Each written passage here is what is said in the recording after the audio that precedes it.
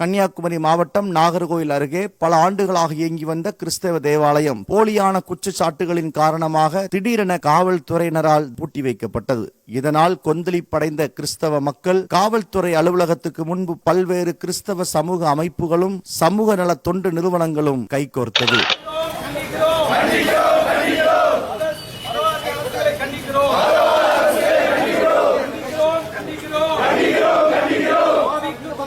காவல்துறையை கண்டிக்கிறோம்.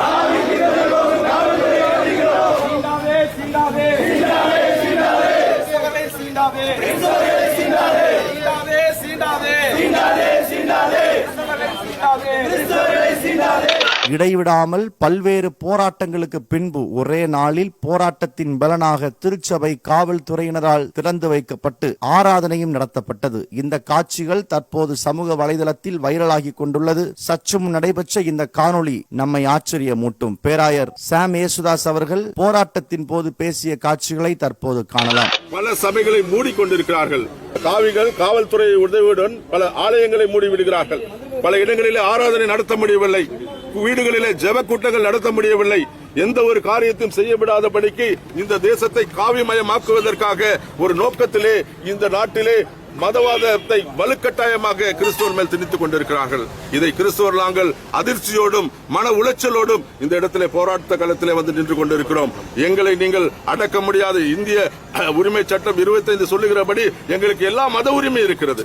நாங்கள் ஆலயங்கள் நடத்த எங்களுக்கு உரிமை இருக்கிறது. இந்த தேசத்திலே நாங்கள் சுதந்திரமாக எங்கள் மதத்தை பேசவும் அதை குறித்து மற்றவர்கள் சொல்லவும் உரிமை இருக்கிறது என்று மத சார்பற்ற நாடு என்று சொல்லிக்கொண்டு கிறிஸ்துவ தேவாலயங்களை மூடுவது சரியல்ல.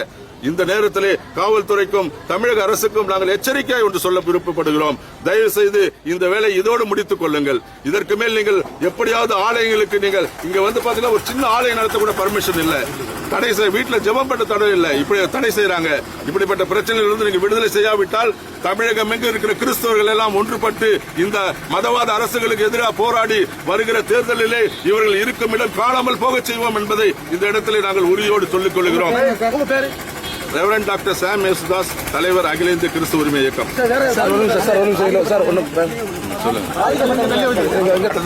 2 நாட்களுக்கு முன்பாக இங்கு திருச்சபை நடத்தி கொண்டிருந்த ஒரு எம்பிஏ சபையை வலுக்கட்டாயமாக காவல்துறை அதிகாரி மிரட்டி அதை மூட செய்திருக்கிறார். அதை உடனடியாக திறக்க வேண்டும். அங்கு ஆராதனை நடைபெற வேண்டும். அதை தொடர்ந்து அங்கு மூடுவார்கள் என்று சொன்னால் மாபெரும் ஒரு பெரிய கண்டன ஆர்ப்பாட்டம் இங்கு மட்டுமல்ல தமிழகம் எங்கும் வெடிக்கும். மிகப்பெரிய ஒரு போராட்டத்தை இந்த அரசு சந்திக்க வேண்டும் என்பதை இந்த இடத்திலே நாங்கள் சொல்லிக்கொள்ள விரும்புகிறோம். மேலும் அகில இந்திய ஜனநாயக சிறுபான்மை உரிமை இயக்கத்தின் முன்னோடி பேராசிரியர் பாத்திமா பாபு அவர்களும் சிங்கம் போல கர்ச்சித்து பேசினார். மிகப்பெரிய ஜனநாயக நாடு என்று பெருமிதப்பட்டுக் கொண்டிருக்கிறோம். ஆனால் இன்றைக்கு அரசியல் சாசனமே ஆட்டம் கண்டு போய் கொண்டிருக்கின்றது. ஒரு ஜனநாயகம் உயிர்ப்போடு இருக்க வேண்டுமே, ஆனால் அரசியல் சாசனம் அதில் உள்ள பிரிவுகள் உயிர்ப்போடு இருக்க வேண்டும். இன்றைக்கு கிறிஸ்தவ சமுதாயம், சிறுபான்மை சமுதாயம் தனக்குள்ள உரிமைகளை இழக்கக்கூடிய ஒரு அச்சுறுத்தல் ஏற்பட்டிருக்கின்றது. சட்டப்பிரிவு 25, 19, 14 என்று அடுக்கிக் கொண்டே போகலாம். இந்த நாட்டிலே இந்த சிறுபான்மை சமுதாயங்களுக்கு இருக்கக்கூடிய உரிமைகள் பறிக்கப்படுமேயானால், அரசியல் சாசனத்தில் கை வைக்கப்படுமேயானால் ஜனநாயகமே சிதைந்து போகும் என்பதை இந்த ஆட்சியாளர்கள் உணர்ந்து கொள்ள வேண்டும்.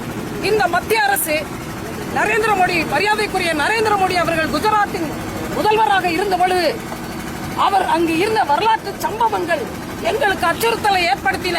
அவர் பிரதமரான போது, ஆனால் அவர் நாட்டின் பிரதமராக பொறுப்பேற்றவுடன் அவருடைய உறுதிமொழிகளும் அவருடைய செயல்பாடுகளும் அவருடைய நடவடிக்கைகளும் முன்முயற்சிகளும் நம்பிக்கை தருவதாக இருந்தது. ஆனால் இந்த நாடு முழுவதும் நடக்கக்கூடிய சம்பவங்களை பார்க்கும் பொழுது எங்களுடைய நம்பிக்கைகள் தகர்ந்து போய் கொண்டிருக்கின்றன. எங்களுடைய நம்பிக்கைகள் முக்காவாசி இங்கே வந்து எல்லா கிறிஸ்தவர்களும் இஸ்லாமியர்களும் சேர்ந்து போட்ட வாக்கினால் தான் இன்றைக்கு அவர் பிரதமர் பதவியை அடைந்திருக்கின்றார்.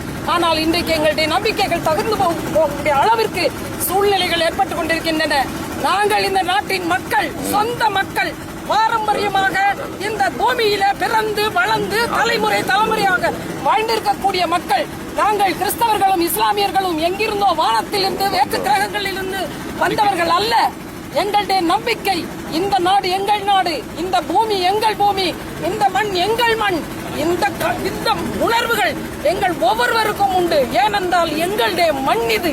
ஆனால் இன்றைக்கு அந்நிய நாடுகளுக்கு இந்திய இறையாண்மையை விலைபேசிக் கொண்டிருக்கும் ஆட்சியாளர்கள் தேசப்பற்றோடு நாட்டின் மீதோட பற்றோடு இருக்கக்கூடிய எங்களின் தனிப்பட்ட நம்பிக்கைகளிலே வழிபாட்டு முறைகளிலே கைவார் வைப்பார்களே. ஆனால் நிச்சயமாக இதற்கான விளைவுகளை அடுத்த தேர்தலிலே அவர்கள் சந்திக்க நேரிடும் என்பதை இங்கு பதிவு செய்து கொள்கின்றேன். பேராசிரி பாத்திமா பாபு, அகில இந்திய ஜனநாயக சிறுபான்மை உரிமை இயக்கம். பல்வேறு இயக்கங்களாக பிரிந்து கிடக்கும் கிறிஸ்தவர்கள் ஒன்றிணைந்து போராட்டத்தில் குதித்த போது எந்த காவல்துறையால் திருச்சபை சீல் வைக்கப்பட்டதோ அதே காவல்துறையால் திருச்சபை திறக்கப்பட்டு ஆராதனையும் நடத்தப்பட்டது. அந்த காட்சிகளைத்தான் நாம் தற்போது பார்த்து கொண்டிருக்கிறோம்.